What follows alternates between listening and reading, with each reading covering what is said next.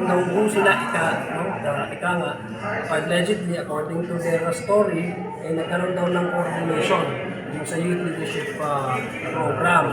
Pero tatandaan niyo po, nung nag-distribute po naging guest po natin, si Colonel Bransing, pinagulaanan po niya yung sinasabi po ng Office of the Vice President na meron silang natanggap na confidential funds or nakipag-tie up sila with the AFP doon sa event ng Youth Leaders Summit. So, yun ang inaasahan natin na i-corroborate yung previous testimony or i-re-emphasize o sasabihin na this time sa korte ni Colonel Bransing kung ano po yung naging testimonya niya doon sa Good Government Committee nung tayo po ay initially nag-iimbestiga ng confidential funds. Thank you po. Kung sa tingin po ba ninyo, napatunayan ng mga witness ang connection ni Sara Duterte na kumpas ni Sara ang paggamit ng 500 million confidential fund? Oo naman, dahil unang-una, siya daw ang umutos. Siya inutusan niya si Ms. Gina Acosta na ilipat yung 125 million pesos kay Colonel Gatchita na wala man lang mandato, wala man lang authority na mag-disperse itong pondo na to. Tapos nung tinatanong siya kung paano din-disperse ito, hindi rin niya alam kasi wala daw siya sa crowd. Tapos nung tinanong siya, paano ka nakakasigurado na ginamit ito sa tamang paraan at hindi ko dinala kung saan-saan. Ang sabi naman niya, kung confident naman daw po siya, na wala naman daw gagawin na hindi tama ang Vice Presidente. Ibig sabihin, nandun na yung kanyang tiwala kasi nga, inutusan siya. Diba? Pangalawa, ang Vice Presidente mismo ang nag-sign ng lahat ng mga dokumento.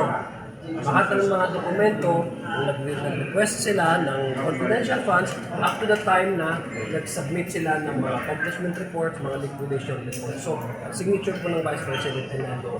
Si Mr. Octorio, sinabi din niya na lahat ng mga paggalaw ng pera, pag-implement ng pera, pag-disperse ng pera, ay alam ng Vice Presidente dahil siya nga yung supervising head of the agency which has the general and the specific and the detailed supervision over the implementation of the confidential. So mas lalong lumakas yung ating allegation, base sa naging testimonya ng ating hostile witnesses na talagang si Vice President Sara Duterte ang umutos ng request. Siya mismo ang nag-request. Gusto niya mag-request ng confidential funds ayon kay Mr. Otonio. Siya rin yung pumirma ng liquidation ng mga preparation ng mga physical and financial and physical plan.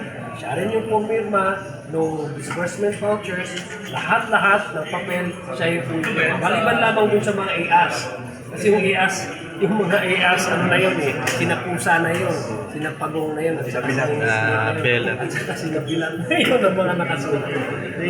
Sinabi po ni SDO Gina Acosta also na standard operating procedure na yun, sa Davao pa lang yung ginagawa niya sa Office of the Vice President, yung pag-liquidate ng confidential funds.